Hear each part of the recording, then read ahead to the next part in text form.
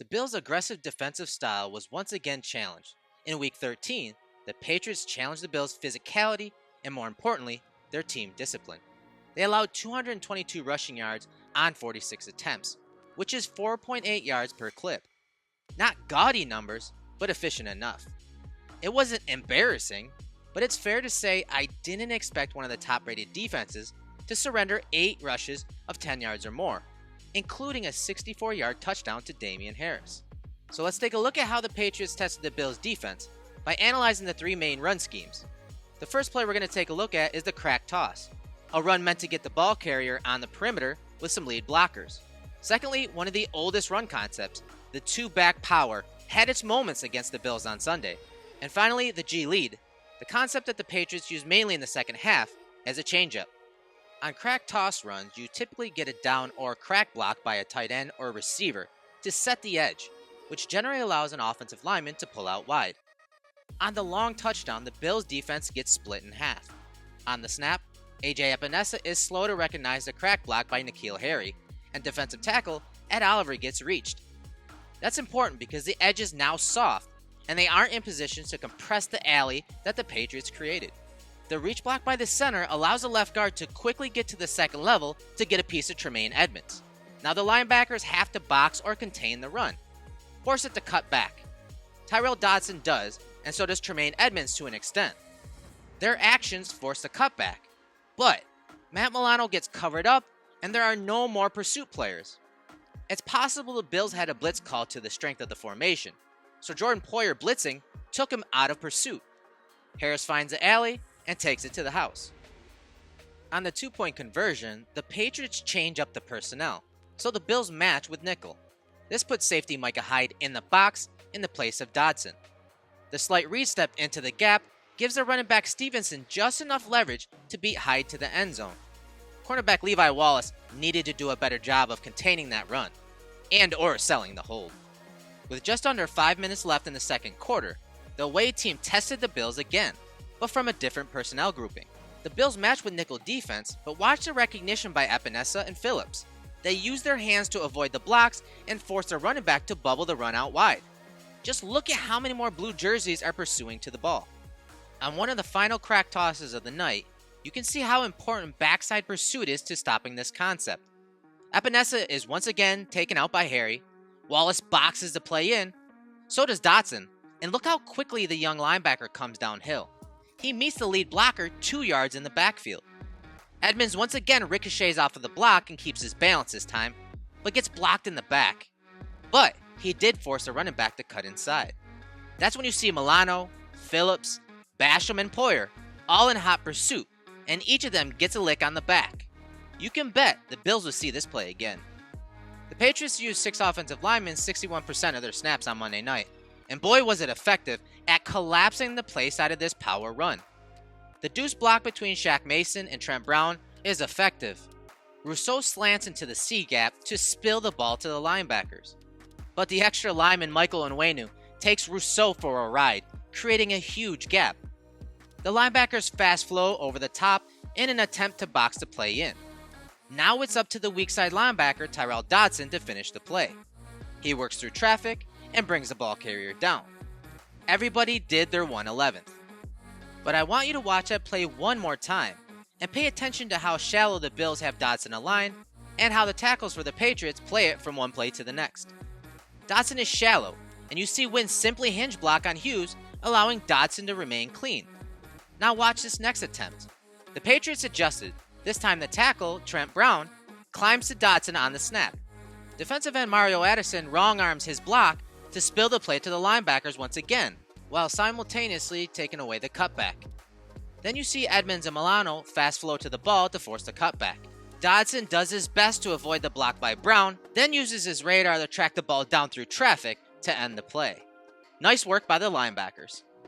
A little over 10 minutes later in the second quarter, the Patriots test the Bills again. Dodson processes the near guard pulling to his right, and he sees a gap that he can shoot. But Brown is able to pick him off, and Harris hits the gap and breaks a couple arm tackles on the way. Great coaching by the Patriots staff. On the next volley, the playside linemen create displacement, while the Bills linebackers fast flow over the top of the blockers. This time, Hughes plays in the brown a little bit, but you see Dotson fire his gun and meet Edmonds at the running back. Late in the third quarter, the Bills tweak their approach. They stack Edmonds in the play side gap, which doesn't allow the deuce block to be as effective, because Mason can't hang on to the combination for that long. And since the Patriots had the extra offensive lineman always blocking, rather than have Poyer sitting out in no man's land, they blitzed him, and he disrupted the entire play. Overall, I thought the Bills' plan to play Dotson shallow so that he could scrape and leverage or shoot the gap worked to slow down the Patriots' power run game. At the top of the second quarter, the Patriots introduced their G lead. It was a change-up to their crack toss. Same personnel and formation, but at this point, the Patriots expected the Bills to make their adjustments to defend the crack toss. And they did. Look at the alignments of the linebackers on Harris's long touchdown, specifically Edmonds and Milano. Edmonds is stacked in the strong side A-gap, which allows the guard to get a piece of him when they toss it left. Now in the second quarter, Leslie Frazier bumped Edmonds over a tad to give him a jump on the guard if they run toss, but they don't. On the snap, the Patriots are supposed to get 3 down blocks at the point of attack, and the guard and fullback leading the way. But for some reason, Poyer doesn't insert into his C gap. Instead, he chooses to contain the play. The linebackers fast flow over the top to box the play in, and it's Ed Oliver that shows off his pursuit skills to make the tackle. We didn't see the G lead again until halfway through the third quarter, and the Bills wished they had. Once again, pay attention to where Edmonds is aligned. He's still bumped left to defend against a cracked toss. But this time it comes back to bite Leslie Frazier. This time, Poyer shoots the D gap, and now the Bills have a soft edge. The alignment allowed the center to scoop to the second level to cut off Edmonds. He isn't able to work over the top or disengage in time to close the gap, and Harris is out the front door. After that 22-yard run, on the very next play, they run it again. But this time Frazier has a blitz called, but the blitz is being run to the open side of the formation. Sure, it allows Edmonds to bump over so that the center can't reach him, but the Bills are still short a defender. Edmonds appears to see Milano taking the gap just inside the tight end, so he shoots the inside gap of the lead back. But the Bills are short pursuit defenders because Dotson gets caught peeking in the backfield, and the defensive lineman couldn't disengage from the down blocks. Moving forward, towards the end of the quarter, the Bills are still in base defense, but bring both Hyde and Poyer down to help. Instead of shooting the D gap, Poyer is the contained player, but the Bills are still short-handed at defender. Edmonds should probably get his helmet outside to force a cutback to Dotson, but the Patriots know the center isn't going to get to Edmonds, so he cuts off Dotson. That once again splits the defense in half. So Edmonds is once again caught in a bind, and he decides to spill it to Milano and Poyer, but they are blocked up.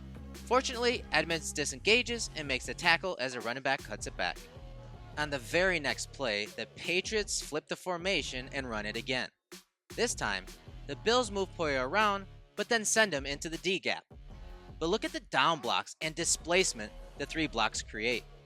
Edmonds and Milano fast flow over the top to force the cutback, but this time, it's the backside tackle that cuts off Dotson.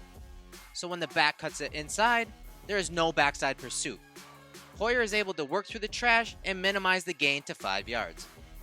The team switch ends during the commercial break, a break where Bills head coach Sean McDermott was seen talking to Milano for an extended amount of time. And you see why here.